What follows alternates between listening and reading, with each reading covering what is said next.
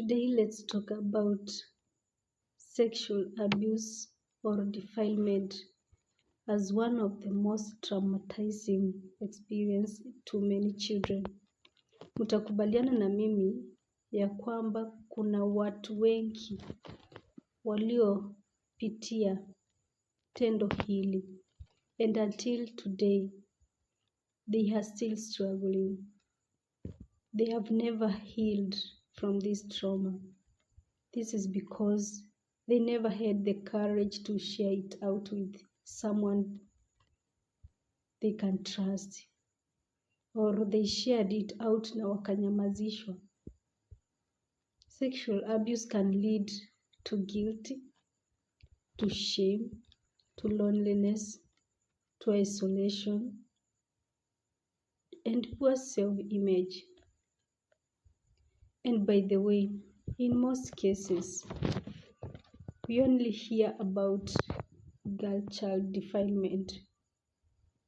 But let's remember, there are also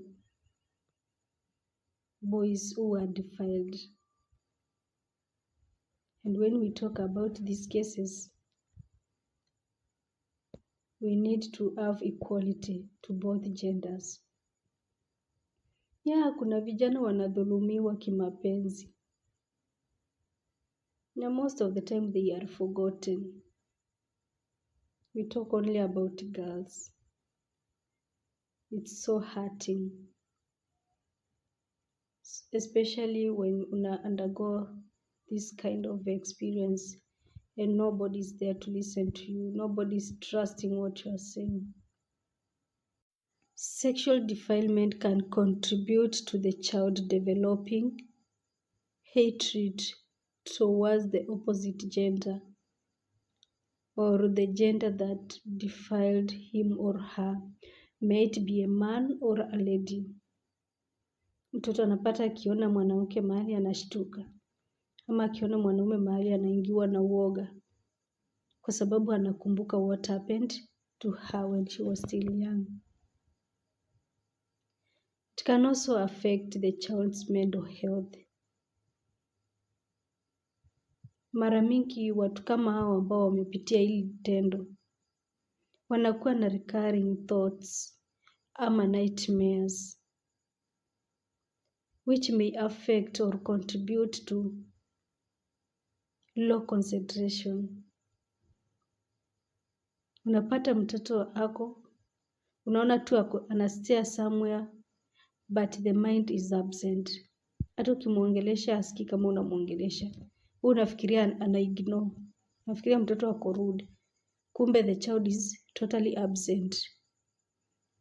Ama unamuongelesha lakini ashiki chenye unamwambia, ako na that low concentration. Na wakati mwingi kama mzazi hana habari yoyote kuhusu kilichompata mwanawe, they may end up punishing the child. Hawaelewi huyu mtoto, wanafikiria mtoto ako rude ama mtoto sijui ako na kichwa ngumu. They don't understand what is going on within the child. Na mara mingi mtu akiwa katika age ya youth, unapata kuna hiyo tendency ya kuwa isolated. Wanataka kukaa peke yao. Wanashikwa na depression. And we know someone who is undergoing depression, then it means there is danger. Kama ulipitia hili tendo, I know it still hurts you and you don't believe that you can cure from it. Kuna wenye hawana courage ya kutafuta psychologist kwa kuwapea counseling. Kuna wenye walipitia hili na hawajawahi open up kuambia mtu yeyote. I know you are listening to me today. By the end of the day, I will help you on how you can move on. It happened. You cannot erase it. The only thing you need is to accept and move on. And I know accepting is not easy, but I will help you to accept it and move on.